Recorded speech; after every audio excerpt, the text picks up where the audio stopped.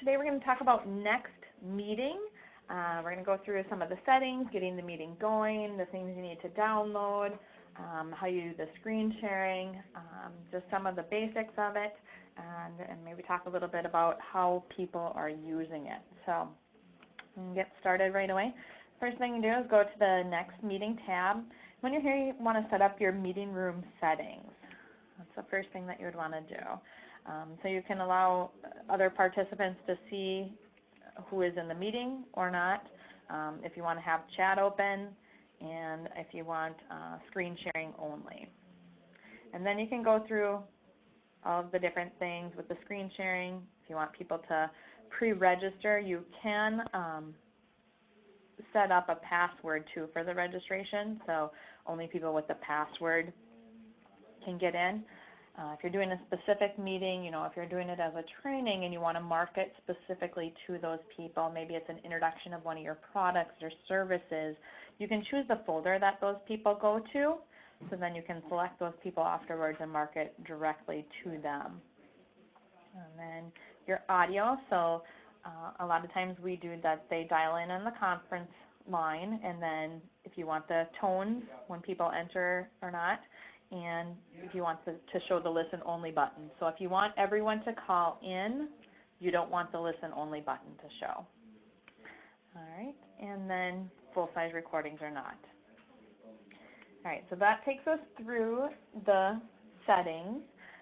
Then we're going to talk about the profiles. So if you have multiple people who are using this account, you can have different profiles set up for them. So as you can see in my profiles, if I'm leading the meeting, it's my profile. Otherwise, when we have Dave on, I have it set up for Dave to be his profile. And then you just choose one to be the default, but you can have multiple different profiles here. Or if you have multiple different businesses that you're using your account for, you can have the different logo or different pictures for each of those businesses. All right, so you can either schedule a meeting or you can do a meet right now. So if you're on the phone with someone or talking to a client or a customer, and all of a sudden you want to show them a document on your computer, go through a website with them or something, you can just do a meet right now and send them the meeting registration. All of your past meetings are in the meeting archive. If they were recorded, this view recording button is available. If they were not, like this one right here, there's no view recording, so that meeting was not recorded.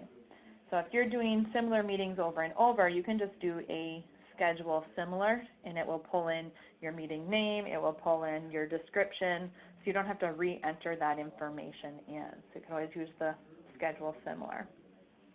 All right, and we can go back for the past 12 months for the meeting archives.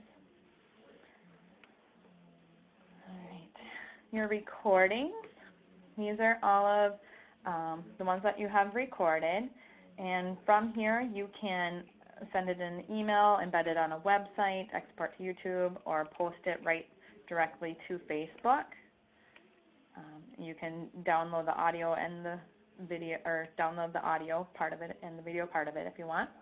And then if it is recorded and you have the executive level account, you can do the schedule and autopilot.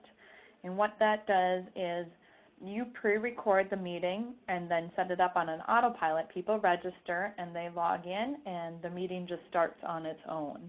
So it wouldn't be an interactive meeting, but it would be if you're going to do a repeat training or just an informational thing that you could do some of your marketing, you could have that autopilot webinar set up. Maybe it's on the first Thursday of every month. It's an auto webinar to learn about your business or learn about a service that you do, or maybe you're in network marketing and you're trying to grow your team. So it could be an informational training on how to grow your team.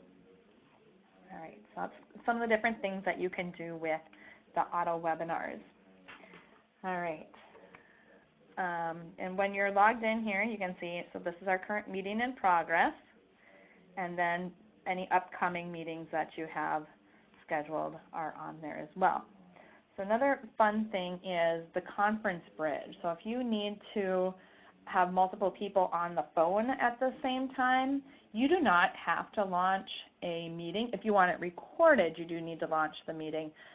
But you can just use this conference bridge and have people call in, and you can all talk at the same time. And if you have two people that are going to be presenting, you can use both of them can use the moderator pin, and then everyone else can use the attendee pin. And you can, if you go on this View Conference Bridge moderator commands, it will have *5 mutes, unmutes yourself, *6 mutes, unmutes everyone, all the commands. If you click on that. All right. So with your upcoming meetings too, I just wanted to do one thing. You can go in and change those settings that we talked about after the meeting is scheduled if you want as well. So when you want to invite people to the meetings, we're going to say email, or you can do the different ones there too. Oh, I'm going to switch my screen sharing here. You can see what I'm doing. All right, so you should see a gray box that I'm moving around now.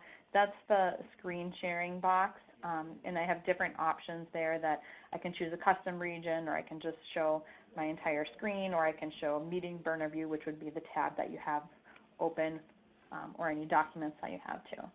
All right, so back to this, and I can just go copy to clipboard,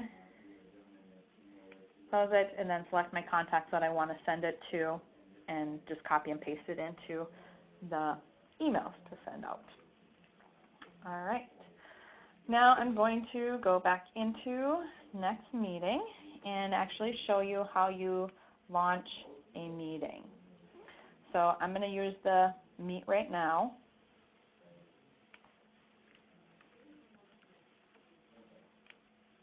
All right.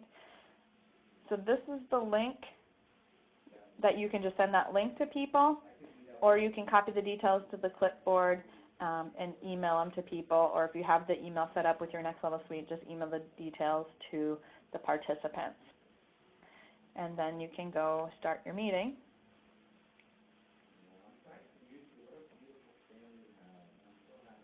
And it will start to download. All right, and then here you can go enter your meeting. And then for you to do the screen sharing, you have to do this download and run screen sharing app. I'm not going to do it because I don't want to create another download, but you would click that every single time you do a meeting. You can't just use your old download. You have to download it every single time. So when you download it, it will show up in your downloads. On a Mac, you need to push the control button and then click here, and it will walk you through, and I'm just going to close that out now because I don't want to start another screen sharing because I'm already sharing my screen with you.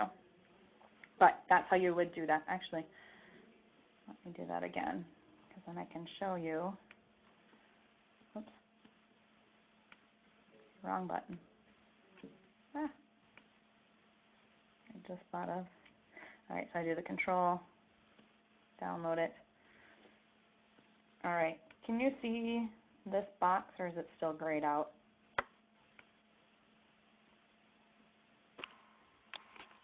We can see it. You can see it? Awesome. Thank you. So with this, these are the different things that you can choose. So if you have a picture or something open, that's what this is, or any other folder or web pages that you have open, they'll be shown here as well. So I'm going to close out of that and exit out here. All right. Now, if you are going to do a PowerPoint, you would have to open up that Meeting Burner View and select the Share Custom Region.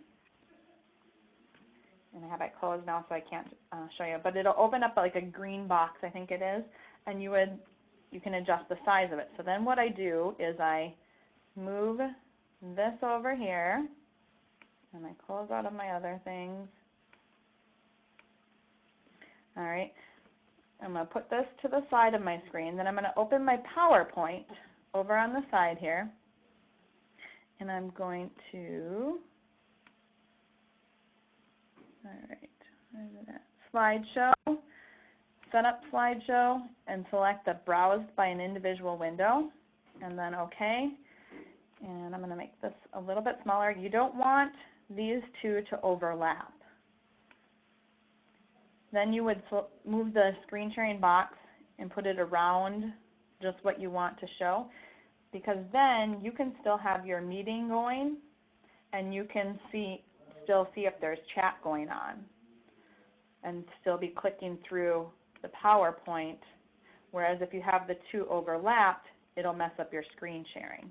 Does that make sense? So you can have you just put the screen sharing around this box and make sure this one and this one are not overlapped.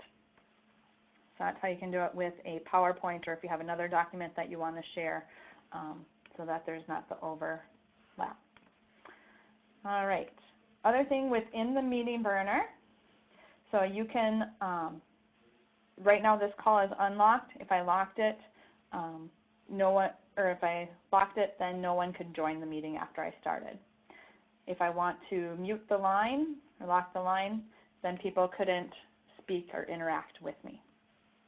You can use, even if you don't have the chat, you can use the Q&A. So your participants can be asking you questions through the Q&A, but as the account holder, I cannot respond to the Q&A. So if someone typed in a message on Q&A, it would show up here. I would see it.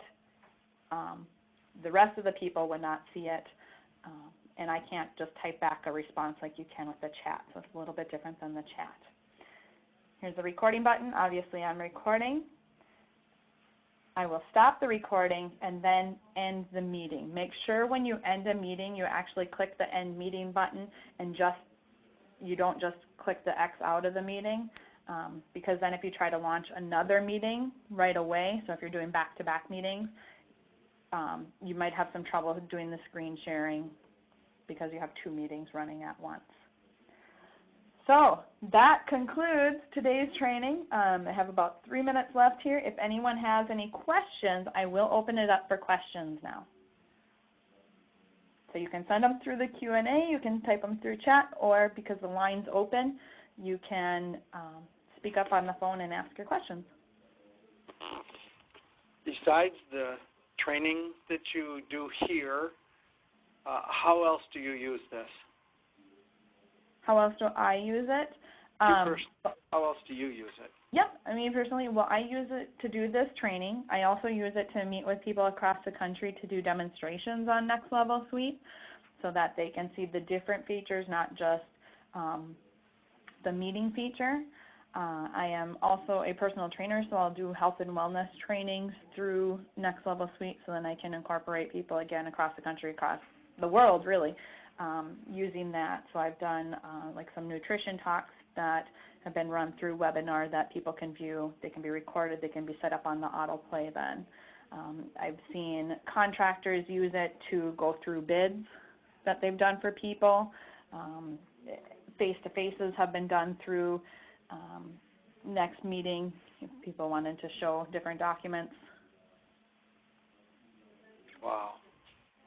Yeah, so there are a lot of opportunities. You just have to think kind of outside the box.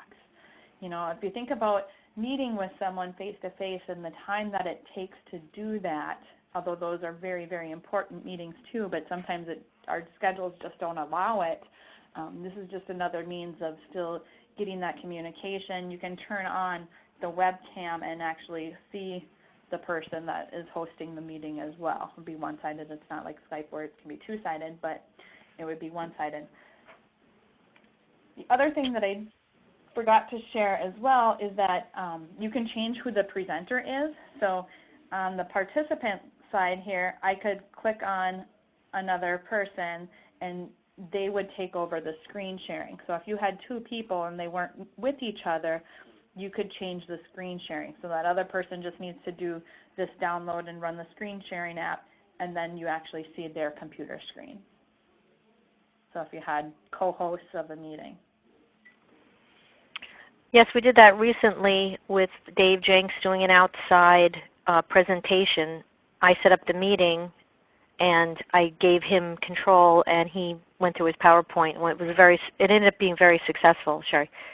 Yeah, Yeah, I did the same thing with them too, and it worked super slick. So, and it's just, I'm not going to do it because I don't want to give someone else the control, but as you can see, it shows up that make presenter. So if I clicked on this, that person's computer would take over. And I'm still hosting it, so I could take away that. I could take it back to myself when they were done presenting as well. Tina, have you found anything else or anyone else on the line that I missed that is kind of a big hidden secret about next meeting? No, just to, do you want to mention that some people come in via using their telephone and some people come in with their speakers on their computer? Yeah, that's true too. So if you do the listen only mode, people can only listen on the computer. They're not given a dial-in, but you can choose if you want to do the headset and mic or if you want to listen only as well. So with that, I know with a Mac you need to, each time you do it, you need to grant that access or allow that security. You get a little warning box that pops up and you have to agree to that security thing. I can't remember exactly what it says. I haven't used a PC, so I'm not positive what the process is on that, but I'm guessing it's a similar in your settings. You have to allow that privacy. Great. All right, awesome. Thank you, everyone. I am going to wrap it up, so I hope you have a great week. A reminder, next week is our training with Dave Jenks, so it'll be at 10 o'clock Central Time next Thursday, and then we will not meet on Christmas or New Year's. I'm going to give everyone those days off. So, all right, I hope to have everyone back next week. Have a good one. Thanks. Bye-bye. Bye.